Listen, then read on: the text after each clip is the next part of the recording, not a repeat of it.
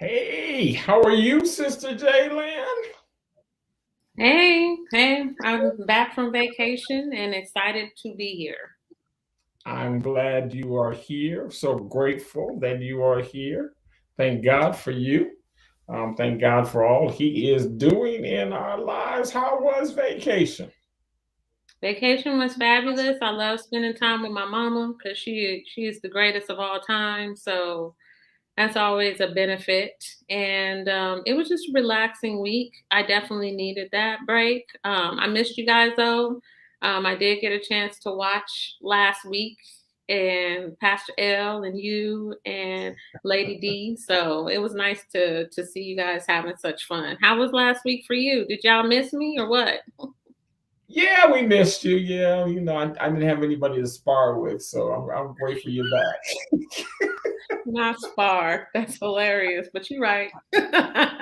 That's funny. Yes, challenge is a good thing. Guys have challenge is a good thing. We Mhm. are we're excited about March 2nd. I need to probably share that March 2nd we're going to do something that we have not done in a number of years. We're doing a corporate fast. It's Ooh. during the Lenten season, so we'll do a corporate fast. We're going to use the Daniel fast for March 2nd. So please share that.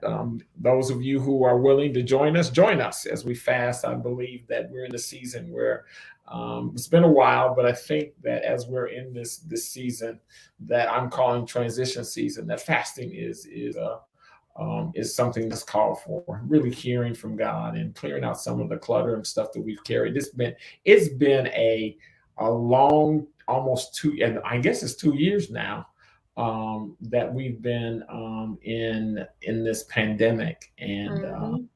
and so it has definitely transitioned our lives and changed changed the way we do things and some of the ways we perceive things. And so I think we're still trying to get accustomed to and used to that. Right. Yeah, I agree. It's definitely been a transition for us. Yeah, I mean, breathing air freely in front of people is we didn't realize how much of a gift that was until we started putting on our masks and stuff. So I Right. get it. So Yeah. I'm glad you guys are fasting, and I'll spread the word. I mean, it doesn't spread far in my congregation because it's only like two and a half of us, but but I'll spread it as far as it'll go. How about that? That's good. That's two and a half we didn't have. Right. Very grateful for that. Yeah, I think that as we consider the scope and breadth of those lives we get to touch, many of you who are on here, please share Bob Talk. Just click that button and share it with someone else.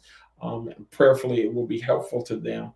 I've run into a number of people who I didn't know were actually observing, so I'm Mhm. grateful for them. And they're talking about Bob Talk being of great help and a source of support. And that's what Okay. we designed it for, to really be that. And so I'm That grateful sounds for that. good. Yeah, yeah. Definitely good. I'm glad you guys are getting, something. We're working hard over here, man. Hoping Yes, people get praying something out of on. it. That's Yes. super important. We know faith without works is dead. So definitely glad to see some of the works paying off. And hello to y'all. I see y'all in the chat. Sister Dennis, Sister Williams, how y'all doing? Yeah. How y'all? Listen, so today we want to talk about balancing responsibilities. I think this in we've embarked on 2022. And I think if we start listing the number of hats we wear, the number of responsibilities that we take, I did recently. I got a new app. It's called Things, and I love it. I really do. But one of the things that happened was in getting that. One of the areas in there it says it's got inbox, and in Hmm. the inbox, what it allows you to do is just put everything in there that comes to mind, all the things that you want to do, all the things that you think you even want to do.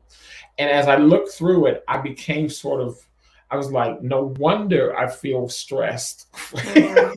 Right. because I'm putting all those things in there. And the thing that was interesting in doing that was I started realizing how many different hats I was wearing in different areas and not really knowing what to do with them. And what I then realized in doing that is that I needed to prioritize when they could be done, where they could be done, and how they could be done. Right. I Yeah. really had to sort of take that process of understanding that. Yeah, I think apps are definitely helpful. Apps, planners. I know that at the gathering, Alex actually created a planner that has those tools in it, so we have access to that. But it is definitely important when we're talking about prioritizing. One of the things that you really need to do is like list everything out that you even have. And for example, I have four specific jobs. Like, I mean, jobs that I like show up to and have to get paid. And I'm a full time student. Right now, I'm pulling an A in my class, but a lot of that Oh, is a lot of that is due to the fact that I am very good at prioritizing what it is that I need to do. And so I think it's important for us as we start to kind of move forward and, we're giving you guys tips, that it's really important for us to get to the space where we start to talk about, like, I have so many different things that I have to get done, and it's not like you can skip them. So the problem happens is that, like, once you have too many things, sometimes you can get overwhelmed so much that you just don't do anything. And so, hopefully today we'll kind of talk through some of the, things that you can do to make it a little bit less stressful for yourselves, because it can get really stressful, and we don't want anyone to feel overwhelmed and kind of paralyzed with that just giant bit of information and stuff that you have to do. So what do you envision as part of the process of prioritizing things in your life? How do you do that? Prioritize. well, I really, the one of the things that I've always heard and said is that anything can have, can be quantified. Anything can be, you can rate things one, two, three, four, five. A lot of times we don't want to do that because we feel like, a lot of things carry importance and no thing is more important than the other. But even like in ministry, for example, how do you decide, like, what do you keep and what do you, give out? So the way that I generally tend to do that is, like I said before, the first thing I'm doing is listing everything out. And then without bias, in other words, without thinking about how people will feel, without thinking about, who's responsible for what, I decide which things carry the most weight. Those are usually the largest things. So, for example, if I have homework that's due in 24 hours and I have, another project that's really big, but it's not due for 2 weeks, the homework is going to take priority because it's due first. If there's a due date, that automatically gives it some level of quantifiable proof. So if you have something that's due within the next couple of days or something that needs to be done by a certain date, those are really the things that you put first. Then after you decide by date, then you have to go to, okay, now what's the hardest thing to do? And you want to do the hardest thing first. Let me tell you, that's a real OG tip that I've heard and learned. My therapist has given it to me. Doing the hard thing first is what is going to make everything else that comes behind it seem super easy. You do the hard thing and you're like, oh, it wasn't really that bad. So now I can kind of move forward to the next thing that's not even as big or intense as this thing was. And then I can move forward from there. So when you get to the last thing on your list, it's such a small, quick thing that it doesn't really even feel like it's taken that much of your time. So it's really about kind of ordering things, first by date and then by size, to see, how you can make those things a priority for yourself and make sure that those things get done. Now, granted, this is only for the things you have to do. Then not for the stuff Right. you just want to do because you just feel like it, but this is for the stuff that is necessary in order for you to function, going to work, going to I class. think there. I understand that. I think one of the challenges that we have, though, is I believe we have, and I could possibly put myself in this category, is responsibility hoarders. uh, Mhm. and we take on responsibilities that are not really ours, Yep. um, and realizing that there's some things that I'm not really responsible for. And it is acknowledging some things that I'm even powerless over, Right. because I can be overwhelmed with responsibilities. It's sort of like there when you talk about school and having to do a paper, um, part of that is you have to do it, right? Right. Because that's part of the requirement. You need to know what's in your paper because you could give it to somebody else, to write it, but it's probably not going to benefit you if you're really trying to get the knowledge, right? Right. And No. I think and there's some things that I think when we think about, even prioritizing, and thinking about what is this really mine? Do I really own this? And then identifying if I own it, when is it absolutely have to be done? Now I Right. can schedule to get it done before that, and I can put Mhm. that into, but I need to know when is drop dead have to, because we put the other thing that I have to be careful of personally is creating, artificial deadlines, Right. Yeah, because that's good. when I do an artificial deadline, it's sort of, I keep going because I realize the real the real deadline is farther down. So it's like, so why did you go through all of the trouble of creating an artificial deadline that you weren't going to, adhere to anyway? But I think knowing that, and being able to look at and understanding, I think evaluating how long is this really going to take me? What is it? Because I find that when we find that there are things that we think we estimate, that it's not going to take us that long. Oh, that only take me 30 minutes, and then it takes 2 hours. I don't Yeah. know about you, that's frustrating to me. Yeah, And it is. It is. I think the thing though that's important is, when you're making that list, that's Mhm. where you're gonna kind of start breaking stuff down. You're putting down everything that you think needs to be done. And then you can really see on that paper. That's like the first clue. That's why it's really important if especially if you're visual like I am, when you have a list in front of you and you're looking at all the stuff you're putting down that needs to be done, it's a real eye opener to say, wait a minute, I don't even got to do this one. Scratch it off. Because if you keep it on your list, you're going to feel obligated to do it. And if it's not yours, you're right, you do need to lay that thing down. I think the thing though is that we're so emotional. We feel, we're responding to some of the situations that have occurred. A lot of times when people hoard lists, it's because the last time they allowed someone to be responsible for that thing, that it didn't get done. And then the responsibility ultimately fell on you as the leader because you were supposed to be in charge. And so that's kind of and you're an older brother. So that kind of, probably is a natural occurrence for you. I'm baby sister. I'm the baby. So if I wasn't the one that was supposed to do it, I'm gonna be like so and so was responsible for that. But when you feel like you're responsible for a specific thing that someone else is supposed to do and you're babysitting them, you need to put that on the list then.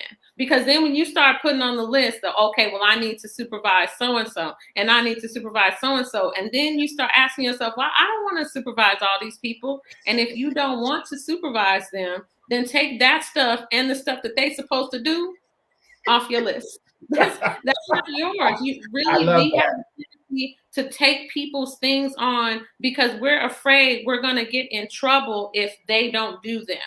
Right. And we really need to that's where we get into the accountability and responsibility phases of our lives and we say, wait a minute, is that really mine? Or did Yeah. I just create this as a job for myself because I have trauma and trust issues? And when you start saying these things out loud, when you see that physical list in front of you, then you need to start asking these questions because that's how you're going to prioritize or even dwindle That's good. down your list to nothing. If That's you good. don't do it, if you don't put it on paper and you don't see it, it didn't happen. And so then you can pretend like, oh, well, no, I just took this on. This is just one more thing. If you didn't write it down, it's not yours. So I need you to really kind of get into the habit of writing these things down and seeing, is this mine or not? Because if it Right. isn't mine, I ain't gonna take it. I'm not gonna take it on. And if it doesn't get done, it ain't on me. whoever is responsible for it needs to take the accountability, not you, because you didn't And do it. right. And there's a challenge. I think there are some of us who are challenged with writing, that we keep things in our head. And one of the challenges with keeping everything in our head is that it gets cloudy. So all this Hmm. gray matter of stuff that if you put it on paper, like you said, I can then have an understanding about why I'm feeling overwhelmed, right? Because Right. I've had all this stuff in my head and I'm walking around thinking that I'm going to forget to do something. I'll forget to do this. I'll forget to do that when it's not. And it's not necessarily, I think I would like to caution individuals to not make it a to-do list, Right.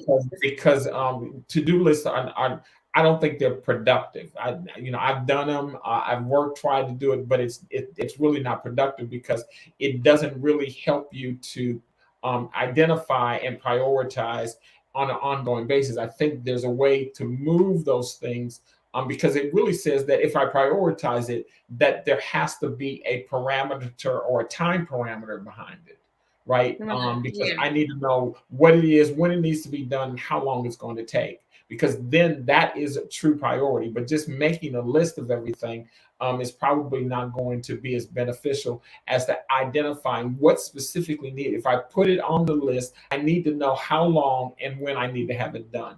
And so that sort of helps to help you to identify the priority, and then be able to spread things out, and be able to then know what task I need to take on. Right. Well, I think the thing about it is writing it down is really more about realizing that we take on stuff that doesn't belong to us. It's Yeah. not necessarily about making a list. And I want to be clear that number one, some people do operate well with lists. And I know that you're not one of those people, but there are people out there who need to have a checklist of things to do. And there's programs on your phone that can do that. You can do a voice note if you're really more of an audio learner. You can, figure out a way to make it in an app. There are lots of different ways to create this list of things that you're responsible for. What it is important to do though is make sure that list is accurate. Because one of the things too is that when you start making that list, you'll realize that a lot of the things that should be on that list aren't on that list. You have to go back to it and be like, oh wait, I forgot to so and so. Oh wait, I forgot to so and so. Because we think our minds are so great. It's real great until you got to write it down, until you have to call it back. So it's important. That list is super important as a first step.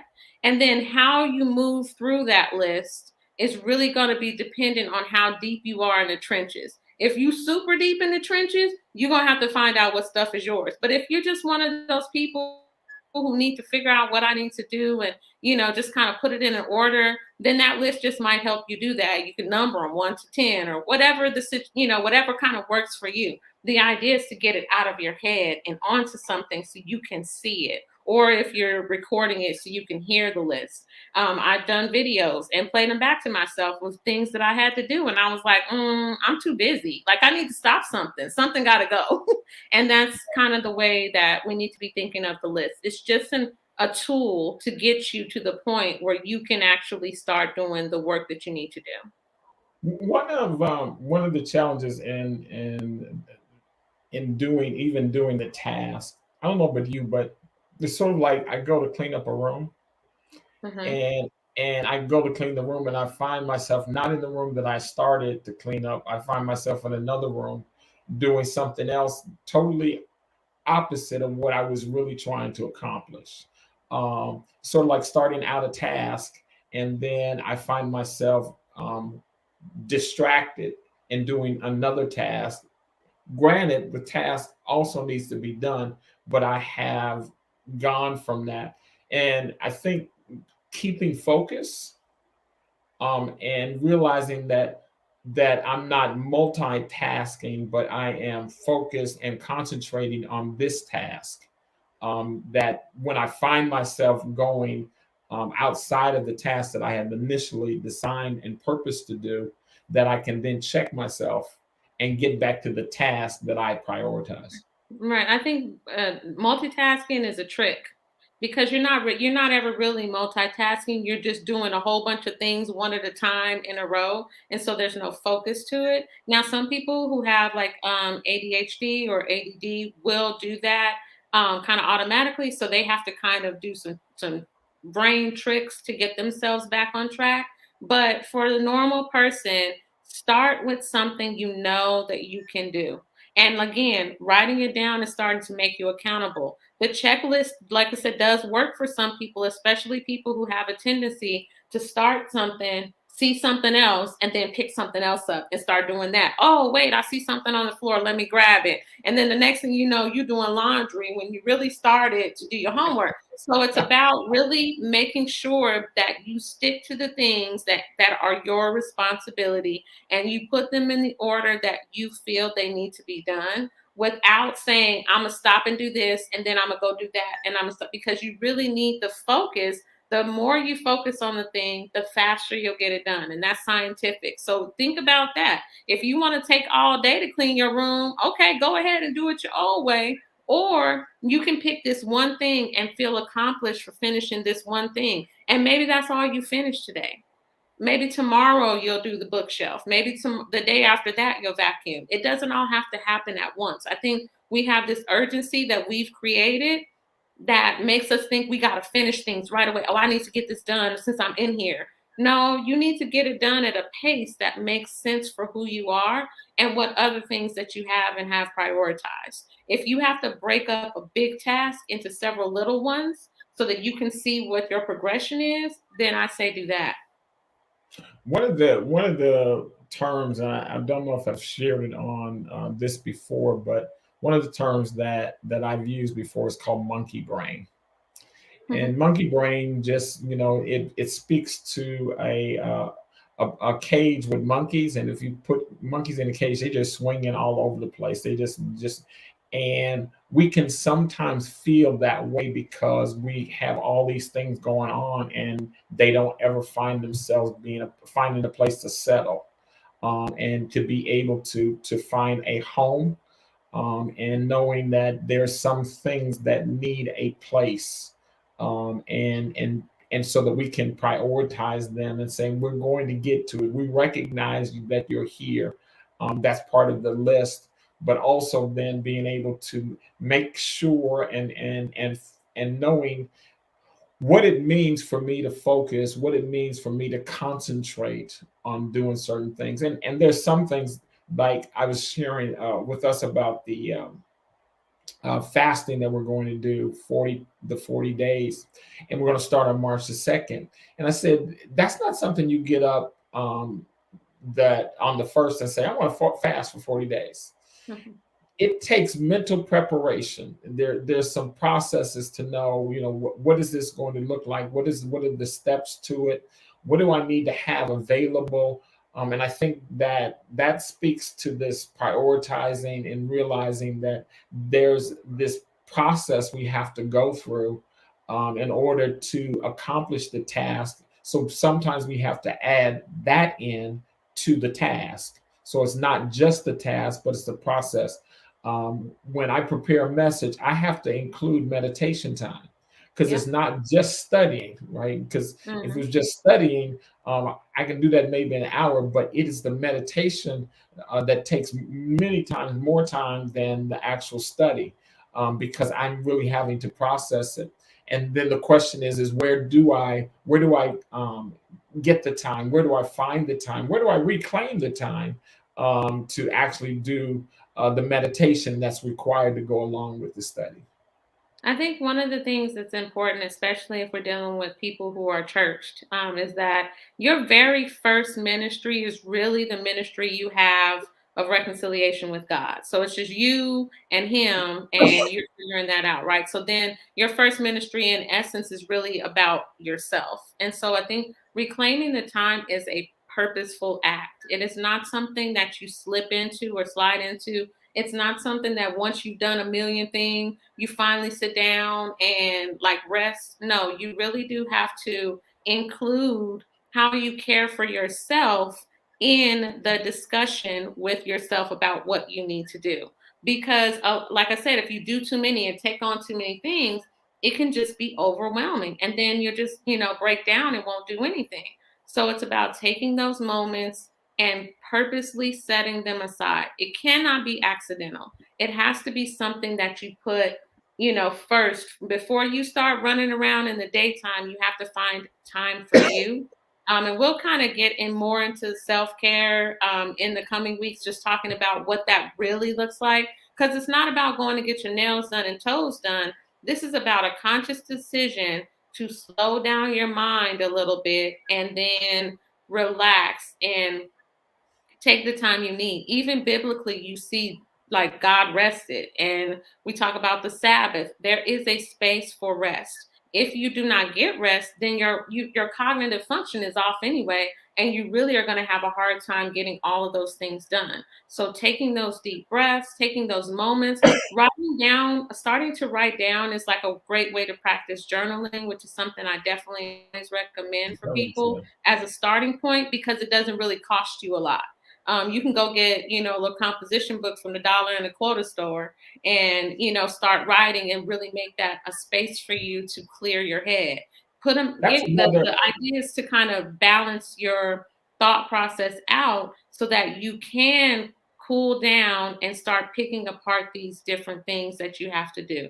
The focus needs to be there. And one of the things about focus is it takes practice. You don't wake up one morning and you're just like ready to go and like, you drink a cup of tea, then you ready for the world. Like, no, this is something that I've yoga, deep breathing, those are all practices. That's what they're called. I would. You have to I kind would of, like for us to another topic that we can cover would be on journaling. I oh think yeah, that that's there are those that we could really go into what that looks like. There's some folks we say journal, but they don't really know what that means and what that looks like. And so we can talk. We can do a topic on journaling.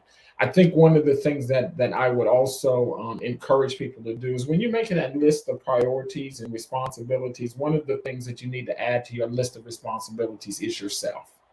yeah. It should be Um, first. and knowing what is it that when I'm responsible for myself, we put our children on there, we put our spouses on there, we put family, we put mother, we put all of them, but you have to put yourself on there. You need to prioritize what it means to be responsible for you and what are the things that you have to responsibly do. And Pastor Jay just identified one of them is I need to prioritize sleep. And sometimes we throw that aside as if sleep is, and I've heard people say that, well, I just can't sleep. But you need to make that a priority. You need to make that a priority. You need to find out why you're not sleeping because it is it's essential. That when you don't sleep, we can't just brush it aside and just say, oh, well, it really says I need to deal with my insomnia. I need to deal Mhm. with this and I need to figure out why it is that I'm not sleeping and really be perseverant in that, really pushing that because that's one of your primary responsibility is to sleep. Yep. If you were not able to eat, you definitely go to the doctor. You listen. You good. I got to eat. I don't know what's going on, but I'm gonna find out why I can't eat. And you need to be that diligent with sleeping as well. Yeah, I don't play about my sleep, so I agree with that wholeheartedly. But I think that we'll get into more of this because this is really a starting point. This is how you start the conversation about, how do you get better at kind of prioritizing this list. And then you mentioned, you said you put all these other people on your list. Are they really, should they be on your list? Like, are these people actually on your list or did you put them on your list because you somehow feel responsible? Some of these folks need to come off your list because they ain't for you. You know what? They got You people got grown who, children on your list, right? right, yeah. Like, so, but that's another topic for another day. I know we, kind of towards the end of it, but we are going to definitely have more conversations about self care, about journaling. Journaling is my bread and butter, y'all. It's what I do. So that's definitely going to be, I think, a good discussion. And I have lots of examples that I can kind of give you guys, and worksheets and stuff that will help. And I would love to, again, I love your comments. Thank you for sharing. Sharon, thank you for sharing. And you suffer with the same issue I do with this hoarding responsibilities. Thank you for sharing that. Listen, we need your comments. Your comments help direct us. Listen, we believe and that the Holy Spirit is not restricted to us, but to you as also. And this is an opportunity, even in this forum, for you to be able to share what God is doing in your life, how this has impacted you, what tools you're using. Please share them. This goes out, and so we want to make sure that you are included in this conversation. It's not just Pastor Jay and I, but ultimately you're included as well. So we encourage you to add that. Any learnings, any challenges you might be experiencing, any way that we can help, please do that. We try to respond to anything that you put in the chat as much as possible. So we're grateful for it. We're grateful for this platform. We're coming up to 2 years being on Bob Talk, and so we're excited about what God is doing. We're transformed a little bit. Hopefully, we'll get better, but we're trusting God for that. Pastor Jay, would you close us in prayer today? Sure. God, we thank you for all that you are and all that you've shown us in your word. We ask that you would just continue to touch our minds, God. Help us to prioritize ourselves and you as a part of our daily lives and living. We ask that you would just give people clarity on what it is that they're actually supposed to be doing. We ask that you would just give people peace in the decisions and moves that they have to make. Lord, we thank you for all that you're doing and ask for your continued blessing in Jesus' name. Amen. Hey, y'all know what time it is. It's time to go. And we'll see you next week on Bob Talk. Bye.